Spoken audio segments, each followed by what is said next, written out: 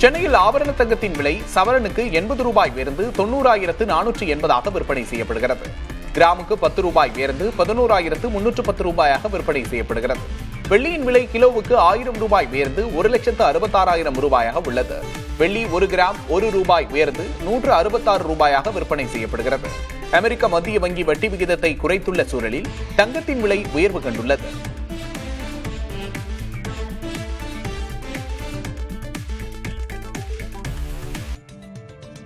எர்ணாகுளம் பெங்களூரு இடையே வந்தே பாரத் ரயில் இயக்குவதற்கு ரயில்வே வாரியம் ஒப்புதல் அளித்துள்ளது. இந்த ரயில் தமிழ்நாட்டின் சேலம், ஈரோடு, திருப்பூர், கோவை ஆகிய 4 ரயில் நிலையங்களில் நின்று செல்லும். புதன்கிழமை தவிர வாரத்தின் மற்ற 6 நாட்களும் இந்த ரயில் இயக்கப்படும் என தெரிவிக்கப்பட்டுள்ளது. தமிழகத்தின் மேற்கு பகுதிகளில் இருந்து ஏற்கனவே ஒரு வந்தே பாரத் ரயில் பெங்களூருவுக்கு இயக்கப்படும் நிலையில் தற்போது அதன் எண்ணிக்கை 2ஆக அதிகரித்திருக்கிறது. தமிழகத்திற்குள் இயங்கும் வந்தே பாரத் ரயில்கள் எண்ணிக்கை 9ஆக உயர்ந்துள்ளது.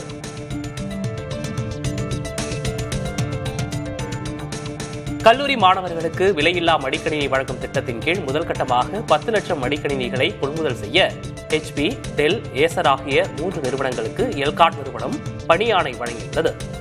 மடிக்கணினியின் மாதிரி மற்றும் தொழில்நுட்ப அம்சங்களை முதலமைச்சர் மு.க. ஸ்டாலின் இறுதி செய்துள்ளார்.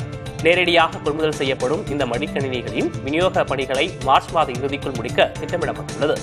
மடிக்கணினி விநியோக திட்டத்தை தொடங்குவது குறித்து அடுத்த வாரம் துணை முதலமைச்சர் தலைமையிலான குழு முடிவெடுக்க உள்ளதாக தெரிவிக்கப்பட்டுள்ளது. பொங்கல் பண்டிகையின் போது பயணிகள் சொந்த ஊருக்கு செல்ல வசதியாக அனைத்து மாவட்டங்களிலும் தனியார் பேருந்துகளை ஒப்பந்தம் செய்து இயக்க வேண்டும் என்று தனியார் பேருந்து உரிமையாளர்கள் சம்மேளனம் தமிழக அரசுக்கு கோரிக்கை விடுத்துள்ளது. கடந்த தீபாவளியின் போது 500க்கும் மேற்பட்ட தனியார் பேருந்துகள் இயக்கப்பட்டது என்றும் இதனால் பயணிகள் காத்திருப்பு வெகுவாக குறைந்தது என்றும் சம்மேளன செயலாளர் தர்மராஜ் தெரிவித்துள்ளார்.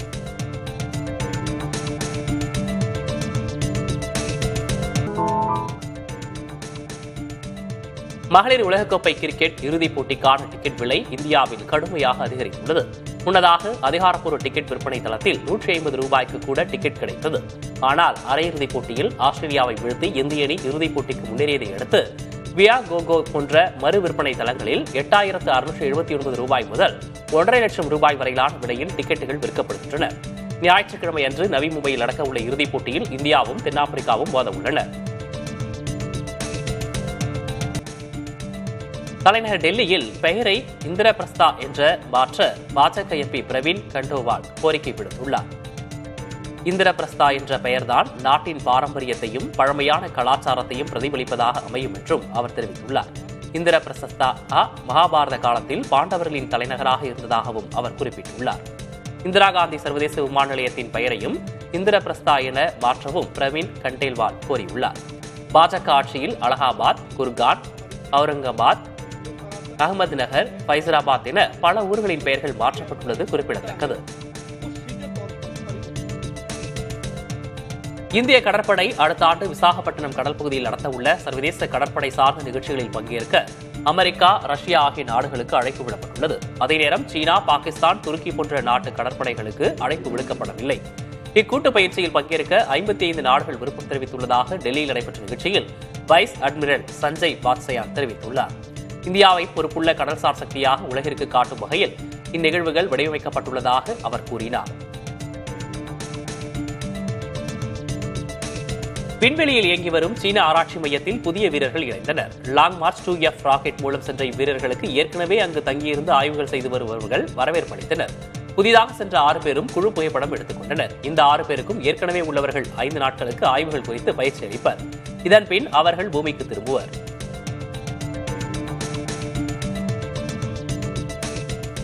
மத்திய அமெரிக்க பகுதியை சுழன்றடித்த மெலிசா புயலால் இறந்தவர்கள் எண்ணிக்கை 50ஆக உயர்ந்துள்ளது.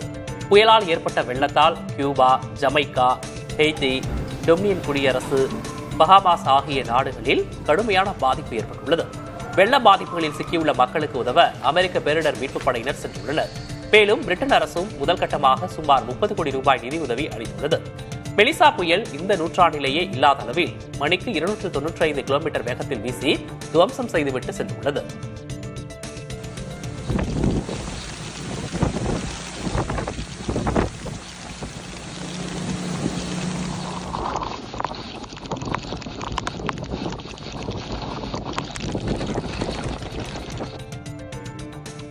பசிபிக் பெருங்கடலில் அமைந்துள்ள பப்புவா நியூகினியில் ஏற்பட்ட நிலச்சரிவில் சிக்கி 21 பேர் உயிரிழந்தனர்.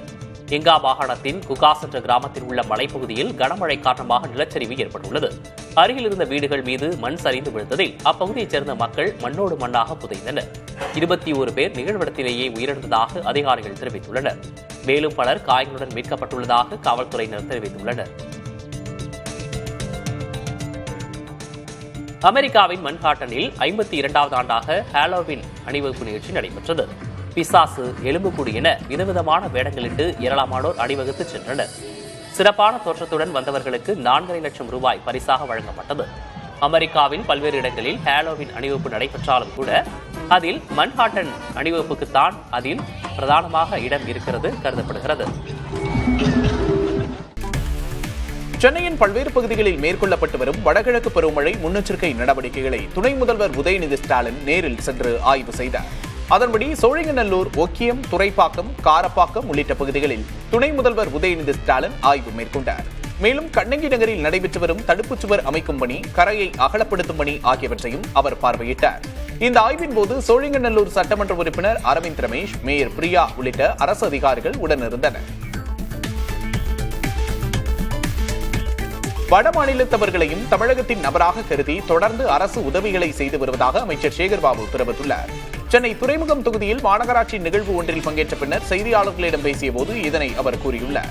மேலும் பேசிய அவர் யாரிடமும் பாகுபாடு காட்டாமல் தமிழக அரசு செயல்படுவதாக குறிப்பிட்டுள்ளார். வடமாநில மக்கள் அதிகளவு சென்னையில் இருக்கின்றனர் என்றும் அவர்களுக்கும் அரசின் சார்பில் உதவிகள் செய்யப்பட்டு வருவதாக அமைச்சர் சேகர்பாபு தெரிவித்துள்ளார். அரியலூர் அருகே சிமெண்ட் ஆலைகளை கண்டித்து பாமக தலைவர் அன்புமணி தலைமையில் ஆர்ப்பாட்டம் நடைபெற்றது. அரியலூர் மாவட்டத்தில் அன்புமணி உரிமை மீட்பு தலைமுறை காக்க சுற்றுப்பயணம் மேற்கொண்டுள்ளார்.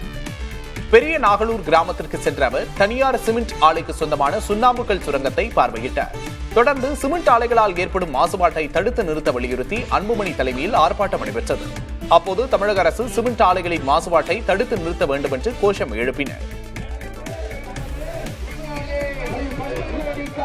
தடுத்து நிறுத்து, தடுத்து நிறுத்து, தடுத்து நிறுத்து, தடுத்து நிறுத்து, உடனடியாக மூடிவிடு, உடனடியாக மூடிவிடு, மாற்றிவிடு, மாற்றிவிடு, உடனடியாக தடுத்து நிறுத்து, உடனடியாக தடுத்து நிறுத்து, உடனடியாக தடுத்து நிறுத்து, உடனடியாக தடுத்து நிறுத்து.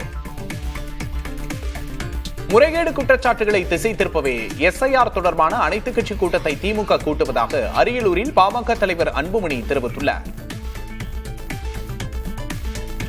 காவிரி டெல்டாவில் சரியான முறையில் நெல் கொள்முதல் செய்யாத 4 லட்சம் நெல் மூட்டைகள் முளைத்து அழுகி நாற்றம் அடித்துக் கொண்டிருக்கின்ற ஒரு சூழல் இருக்கு.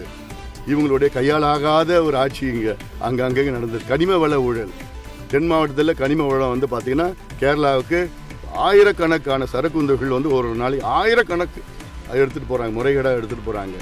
மணல் ஊழல், இப்படி ஒவ்வொரு துறையிலும் தின்றும் ஊழல். அதை திசை திருப்புவதற்காக இது எப்போ பார்த்தாலும் மத்திய அரசு மோடி அப்படி சொல்லிட்டாரு, மத்திய அரசு இப்படி பண்ணிட்டாங்க, இதுதான் குறை சொல்வதற்காக தான் இதை கூட்டத்தை கூட்டுறாங்க. அக்டோபர் மாதத்தில் ஜிஎஸ்டி வசூல் 1,95,000 கோடியாக உயர்ந்துள்ளது. இது செப்டம்பர் மாத வசூலை விட 4.6% அதிகமாகும். ஏப்ரல் முதல் அக்டோபர் வரையிலான மொத்த ஜிஎஸ்டி வருவாய் 13.89 லட்சம் கோடி ரூபாயாக உயர்ந்து கடந்த ஆண்டை விட 9% வளர்ச்சியை பதிவு செய்துள்ளது.